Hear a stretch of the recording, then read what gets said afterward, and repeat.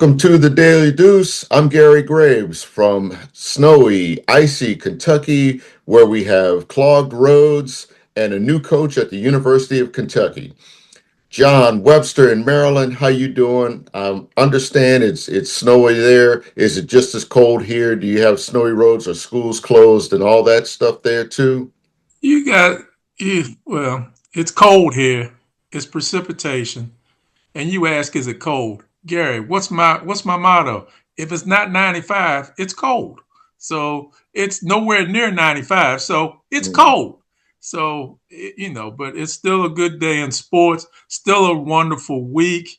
So excited to sit down and talk to you again about some of these things going on, man, with the NFL and with some NCAA football, the college football playoffs, going to announce some rankings, and then we're going to talk about this carousel they call coaches.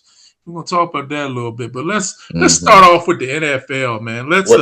Oh, hold on. Let's say hello to our boy John Pitt, who we Man, I miss am so dearly. remiss. I am so sorry, Oh John yeah. Okay. Pittman. Hope you're still doing well. Gary and I both can't wait to see you again on the Daily Deuce, man. I will tell you, Gary, John is doing extremely well. He is That's good. recuperating and doing very well. And John is just being John. He's a wonderful guy, man. But I can't wait to see him back on the Daily Deuce real soon. Yeah. Continue to get well, John Pitt, and we wish to see you again real soon. One day at a time, man. Take it from me in recovery. Whew. Hey, man. Um, we're gonna talk some NFC East first, then we'll do a little bit NFL. But I'm really interested to ask you some questions about the NCAA football. But we're gonna start off with the NFC East. Mm. We'll start off with the Giants. They played the New England Patriots. Came up very short. New England's looking really tough. The Giants, they're crawling to the finish line, Gary. That's all we can say about that. Yeah. Now, Um, when you say came up short, because I think I kind of checked out when it got to like 30-7 or something, and news started to break here about Kentucky hiring a new football coach and stuff. So I didn't even see what the final score of that was. 33-15. Okay. Oh yeah, yeah, they made it close. If you say so, Gary, if you say so. You said they came up short. I thought, man, they you were being even kinder than me. um, what do we want to say? Commanders played a really, I would say, they played a really hard fought game. Unfortunately, they lost. I saw some good things in the game, but Denver beat them in overtime 27-26. And they Yeah, lost yes, on a football 27. play. I mean, they fell a point short on a football play, not a penalty, not a missed field goal. I mean, again, they were going for the win, and it was like I think it was a good call. It just wasn't executed, and a lot of that has to do with Denver's defense. And since we're talking about that game and talking about the Commanders, but I'm going to say this about the Denver Broncos. Actually, two things. Denver and New England are the teams to beat in the NFC, excuse me, in the AFC, if not the NFL. Those are the two teams you got to go through right now, and I don't know if anybody goes through either one of them at this point. They're both riding what is it, at least 9 game winning streaks, and Well, really New, just New England is 10. yeah. Well, I said at least 9. Yeah, that's right. Yeah, Yeah, because yeah. yeah, they won last night. But shifting back to the East and the Commanders, uh, I like what I saw. Um, John, I'm probably the last person in the world who is still a believer in Marcus Mariota. Um, his grit, his execution, other than that last pass, and again, I just think, again, good call, but maybe you toss something up right away. You don't backtrack on a 2 point pass like that. But that being said, that gives me hope for the rest of the season in terms of maybe trying to salvage some wins. It doesn't look like it. Yeah, I mean, again, if you're talking about they've already got 9 losses, the best you can hope for is 8 and 9. And I know you have faith, but I know you're also realistic about where they're really probably going to end. If they get to 5 wins, I think we'll probably take that as salvaging something of a season. Your thoughts? Well, they still have left. They got Philly twice. They have Dallas once. They have the Giants once, and I can't remember who else they have. That's 4 of the 5 games they got left. Hmm. Um, Remember we talked earlier in the season about the ball bouncing the Commanders' way last year. Hmm. On that last play with Mariota, that was a perfect play they called. The running back is open and flat. When he catches the ball, he's going to walk into the end zone, and the Commanders win the game 28-27. And Hmm. that's last year. This year, the defensive end, Benito from Denver, is able to rush through and get his hands up, and he bats the ball down. That wouldn't have happened Hmm. last year, Gary. But it's Yeah. like what you have said. The ball is really funny. It's oblong. It's not round. It takes really, really different bounces all the time. And this is a Hmm. bounce that didn't go the Commander's way. Like I said, Hmm. I saw some things. The defense played better. I think with Quinn calling the defensive shots, they are more of a bend but don't break defense. I think in the offseason, they're still going to have to get younger. Oh, no doubt, no doubt. Yeah, That's I it. saw some You, things with Deron yeah, Payne that did some things. The 55, what's his name? Clark, the defensive yeah. end. I saw a couple things with him. They got to get younger, and they're going to have to get quicker. But Hmm. I saw some good things. I guess this week the talk is going to be whether Jaden Daniels comes back and plays this week. So we'll see. But hard fought game. Denver definitely is one of the better teams, not only in the AFC but in the NFL. That's what I was saying. I hear you what you're saying about New England. I love the Patriots, which you already know, but I wonder them being so young, how will they do in the playoffs? That's my concern with them. But You say the same thing about Denver too. With what Peyton has Sean Payton has done in remaking that roster, especially with a second year quarterback. Now, Bo Nix is not any second year quarterback. Just like Jaden Daniels, he's a guy that played a lot of snaps, that played a lot of games, took a lot of snaps before he even got to the league. So I'd say he's probably more seasoned. But again, a second year quarterback in a league is still a second year quarterback. And mm-hmm. that's where you have to worry about his poise. You have to wonder about how teams, especially if it's a team he's seen before, how they adjust that second time around, or maybe the third time around if you have to face a division opponent in the playoffs, which is entirely likely maybe in that divisional round because you're looking at 2 teams in New England and Denver that are going to have buys for sure. So I think it depends on how Sean Payton gets this team ready for the playoffs, and New England too. But I really like New England because you know the good thing about a young team, they don't know any better.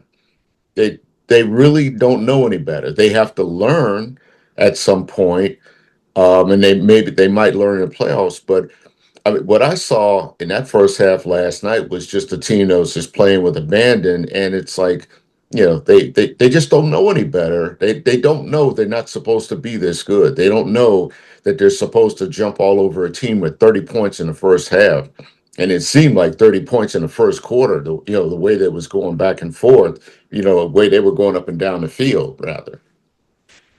Yeah, I mean, playoffs are going to be will definitely be interesting. We may see these. Let me try one more time. The playoffs will definitely be interesting this year. I think we're going to have some new teams in there, like with Denver and New England. Also, you look at the NFC. It's possible you're going to see the Bears in there. You're going to see Tampa Bay in there. So And speaking of Not so new, yeah, but I know yeah, what you're yeah, but saying. I think there'll be a formidable opponent this year. I really do. I think they're going to be able to do some things. Also, you got the Rams over there who've been around, and I think the Rams are probably the best in the NFC. But we'll see how that goes. But Even though they lost Sunday. yeah, I think that was a trap game. Give all the credit in the world to Mm. Carolina, but I And that's a team you might see in the playoffs too. That's yeah, yeah, and don't forget Houston. You know, Houston leads the AFC North. mm-hmm. That was supposed to be Indianapolis's division to lose, and somehow here come the Texans rather. They're tough, and they got a very good defense. I think their defense is giving up 17 points a game right now. Woo. They are really, really, really unbelievable. So No, they're lights out. They're very good. But yeah. now we mentioned the Bears. The Bears did something to a team in the NFC East called the Eagles. Shut Oh, them down. So Gary, the Eagles lost. The Cowboys won. Talk to me, man. What do we have here, Gary? What do we got? all right. Write this down on this date that Gary B. Graves hereby acknowledges that Big John Webster might be right about the NFC East and the Eagles not repeating. We will double check this the 1st of January to see whether it comes out. But, John, your prediction, it's it's starting to bear fruit. I mean, it's even though it's December, that root is coming out of the ground, and you're starting to see leaves develop and such. And I still think it's Philly's division to lose, but they are doing their best to try to lose it. John, all of the things that I tried to make light of or didn't really acknowledge fully at the beginning of the season or even up until 2 weeks ago about Philly's offense, it's legitimate and there's genuine concern in Philly. We talked after that game about how the Philadelphia talk stations were just going off on Sirianni and going off on God, was it Kevin Patullo, Mm-hmm. and even some people going off on Jalen Hurts, which I think is still kind of far fetched. It really is a reach because I think he's still. I mean, you can't take away the three turnovers that he had against the Bears, and again, the Bears flustered him. I think the word that you like to use is discombobulated him, but they also discombobulated that entire Philly offense, and they negated the defense. That defense wasn't really a factor. Caleb Williams could pretty much do, and I forgot the running back's name for the Bears, could do whatever they want. There's legitimate concern, but and it's definitely with the offense. The defense has given them the ball. They've given them field position, but you got to be able to score more than 20 to 25 points a game, and they're not doing it. They can't. In fact, they look incapable of doing it right now. I can't make any more excuses for Saquon Barkley or AJ Brown or the receivers. I just can't. It's like it is put up or shut up time.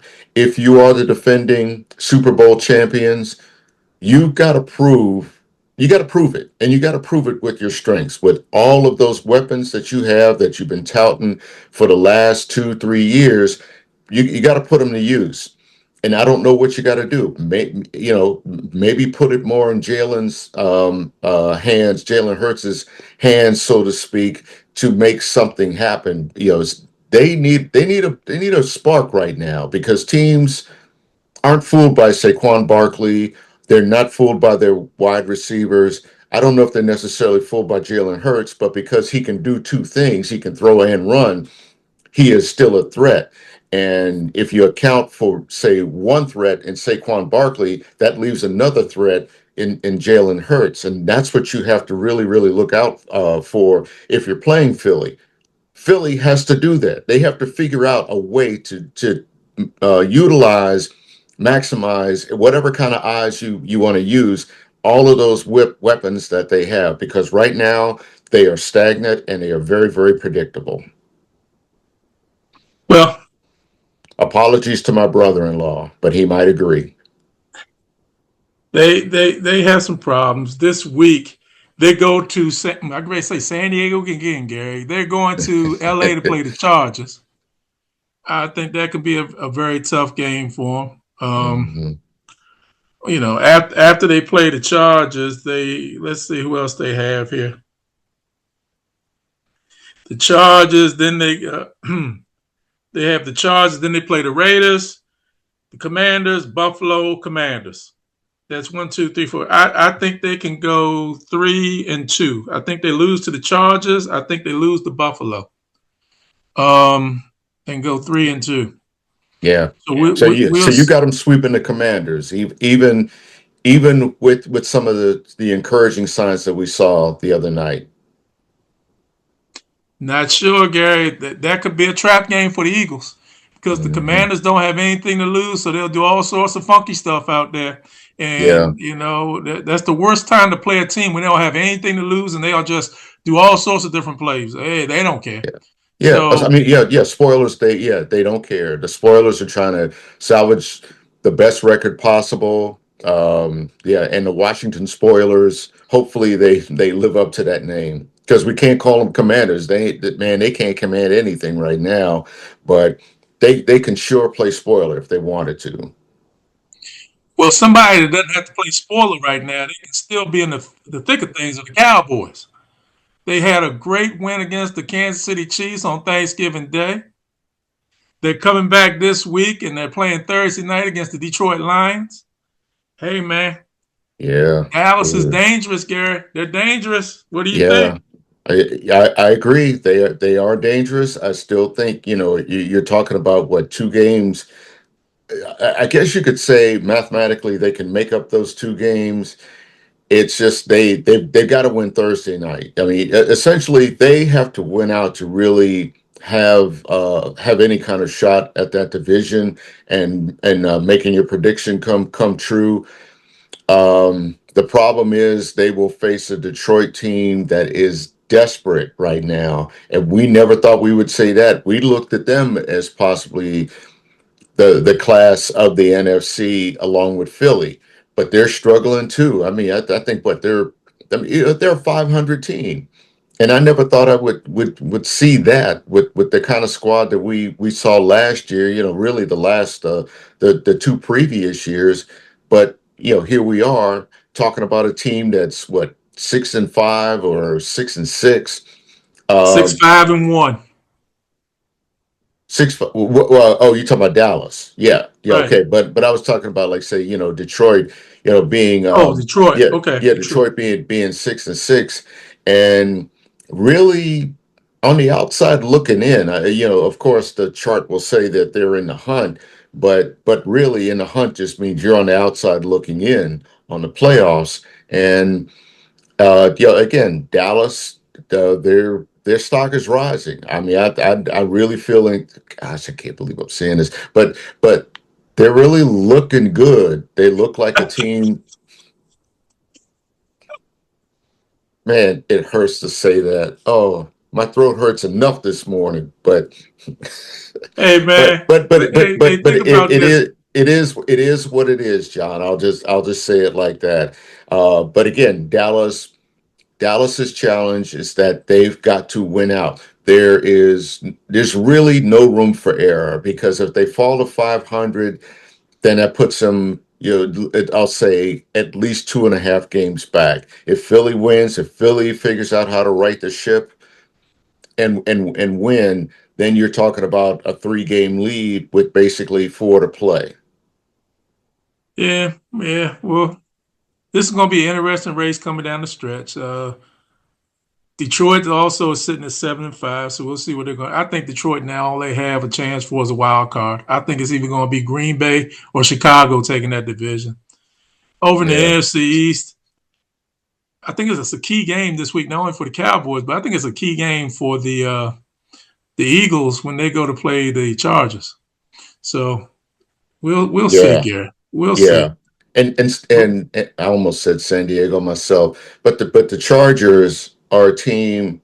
I think for them going against Philly that they have to show some kind of consistency because the talent's there, the coaching's there, but they too often have I don't know, they I don't want to say they play down to the competition. It's just they have not been able to put it together from week to week. Um, Even in games that they won, they just have not been all clicking on all cylinders. And that's about the only way I can really describe them. It's like it's not like the little engine that could, it's like Mhm. it's like they put regular gas in a sports car. They're sputtering, I mean, the car will run, but it'll sputter and and sound like a 1979 Honda Civic going down the road.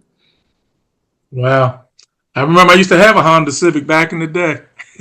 John, we all did. We all did. And we'll leave it right there, Gary. Now, speaking of craziness, Mm, NCAA football, the coaching carousel. I'm gonna give them to you. Then I'm gonna let you mm, dissect it because I just got questions for you. You got LSU and Ole Miss with that as the world turns mess going on with those two programs. Kentucky is getting a new coach. Florida is getting a new coach. Penn State has their eyes on Brigham Young's coach. hmm And I guess we'll start off with Kentucky. I do have a question for you at the end, Gary. I have a hmm question about NCAA football and this coaching carousel, but tell us a little bit about the unfortunate day for Mark Stoops. He lost his job, and now Oregon's offensive coordinator is now coming to Kentucky. Yeah. Um, I'm going to say on the one hand, it was a bit surprising because I think a lot of us here in Kentucky who follow football were resigned to Stoops coming back for another season because of a $37 million buyout. That, and he said after, that after Kentucky just got pummeled by Louisville 41-0, that there was 0% chance he was walking away. Well, that zero became 100 thanks to the school firing him. And it's not just that he's walking away, he's like, he's being escorted out the door. All that said, and all due respect to Mark Stoops, really did a great job with the program and lifting it from where it was to say what eight straight bowl appearances, and I think it was something like four straight bowl wins, including two Citrus Bowl wins. But in a sport of what have you done for me lately, he wasn't getting it done. Kentucky had really fallen back to the bottom, literally the bottom of the SEC, and that's just not going to do, buyout or not. Um, in hiring Will Stein, the offensive coordinator from Oregon, they bring back somebody who's got Kentucky ties, and I remember him personally as one of Louisville's quarterbacks in 2012 when I first came here, and yeah, he and Teddy Bridgewater were part of that tandem that got them to the Sugar Bowl and a win over Florida.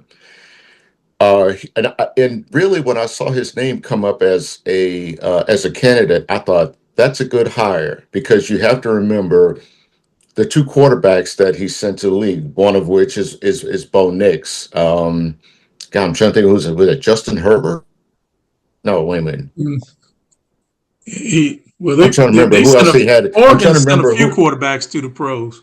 Yeah, from Oregon, but yeah, I was trying to remember just at Oregon alone, How and I long? know How long has he been there? I think he had been there maybe 3 or 4 years or something, but let's just stick with Bo Nix, who was second in the Heisman Trophy voting behind Jaden Daniels, and again, great offensive mind. What the thing I remember about him at Louisville was that he was a smart, kind of resourceful quarterback. One of those guys that I really did think he would probably make either a good quarterbacks coach or offensive coordinator, because some Hmm. guys you can kind of see it in college. You know that they don't necessarily have a pro career ahead of them, but you could see how they some of the decision making that they could be a good coach, and really way back then, and I thought that of him. So I thought that was a good hire. I think it's a good hire for Kentucky financially. Now, before I talk about that financially, before I go into detail about that, the key thing here that I think really made a difference was Stoops agreeing to take his buyout in deferred payments. That Hmm. way, that way you don't have, and again, he'll find another job somewhere. I don't think there's any stipulations in that contract, from what I can recall, where if he gets another job somewhere, that those payments will stop. And again, I have to really go back and look through the fine print and dig into the weeds. But again, he's one of those coaches. He's set for life financially, no matter what. He maybe he Hmm. goes into a TV job, maybe he goes into a coordinator's job at another school, maybe he goes to a group of five school as a head coach. But just that payout in deferred payments, something like 6+ million a year is a big deal, and I think that that's what really helped Kentucky pull the trigger on a hire like this. At some point during the day, I guess they'll introduce Stein as coach, because you got to fly back from Oregon where they're preparing, for the playoffs themselves. And I think it's a good hire, because now the focus shifts for Kentucky from defense to offense. Stoops was a defensive guy, sent a crap ton of players to the NFL, but now you've got Stein coming in to revive the offense. My hope is that he can retain the defensive coordinator Brad White, but I think again, when you have a coaching change, you want to bring in your own guys. But Kentucky's biggest problem was offense. If you can keep the quarterback, Cutter Boley, who they just said, you're going to learn this one way or the other. Stoops' biggest problem was developing a homegrown quarterback. And Boley took his lumps, um, showed some improvement, but that effort against Louisville on Saturday, you just knew that that was going to be the death knell for Mark Stoops. But now you got a coach who who's an offensive mind and can really do something, make that offense exciting in a way that it never was, or rarely was under Stoops. Really the two best years they had were with Liam Cohen, who's now coaching Jacksonville, and yeah, I mean, he made Will Levis into a NFL draft quarterback, and I'll just leave it at that. But yeah, it's going to be encouraging to see what he does with that offense, whether he can keep some of the personnel around, because I do think some pieces are there. But with NIL and the transfer portal, particularly the portal, it depends on who you keep, and before you bring in somebody under under NIL. But I do think it's a good hire. Now, the elephant in the room, and I know which hiring you're talking about. LSU taking on Lane Kiffin. And that's the best way to describe it. It isn't just that they hired Lane Kiffin, it's that they're taking on Lane Kiffin in all of his baggage, in all of the drama that he brought from Ole Miss. And before we went on, John, we were talking about um, really the problems with this whole hiring, which was botched from the beginning. Not the hiring, but just the whole dance that was going on between Lane Kiffin and Ole Miss and LSU, and will he or won't he? When is he going to do it? Will he coach Ole Miss in the in the playoffs? Well, we know that answer is no, he's not, and they've already elevated an assistant to head coach. But like I said before we went on, John, sadly, he is going to win games. He's going to win games. Sadly, if you're an Ole Miss fan, you're geared up to. you're geared up to beat Ole Miss now. Excuse me, you're geared up to beat LSU now if you're Ole Miss. So, it's ugly, but there's no reason he's not going to win there. I don't see any reason why he can't win as well as he did at Ole Miss. The problem is he going to be the kind of coach that can win a national championship there? I know that you believe he probably won't, probably, can't, maybe because of karma, but he's going to recruit. He's going to coach that team to a lot of wins. They're probably going to win some significant games because, again, he's a great recruiter. He's won just about everywhere he's coached, and yes, he has burned plenty of bridges along the way. And I think you and somebody else wrote and said the same thing. He's the only coach that will burn a bridge while he's standing on it. So, be that as it may, I think he's going to win there, but it really sets a bad precedent in terms of coaching hires and especially with the playoff. Gary, you make so many wonderful points, man, about LSU and Kiffin. And you're right, karma can really be interesting sometimes in life. But we wish Lane Kiffin the best. Hope everything works out for him at LSU. Hope everything works out at Mississippi as well. Ole Miss, as they call it now. You got two other carousels. We're going to just say they got a new coach over in Florida, Sumrall. And then Penn State is looking at, I think, the guy from BYU, Shiitake. So we'll see how those two play out. Yeah, Now, I do have Gary, one thing to say about one quick point about Summerall and timing being everything. Summerall was a Kentucky assistant before he left to, I think, go to Troy, and I think it was Tulane, where he really made his case. Um, and I think that had it come a little sooner for Kentucky, Summerall probably would be the coach as opposed to Will Stein, and that's all I could say. But it's Florida's game because Summerall is a good coach. all right, now Gary, this is the last question. We're getting close to wrap up time, so let's see how we can get it in. Is there a better way to go about this coaching carousel?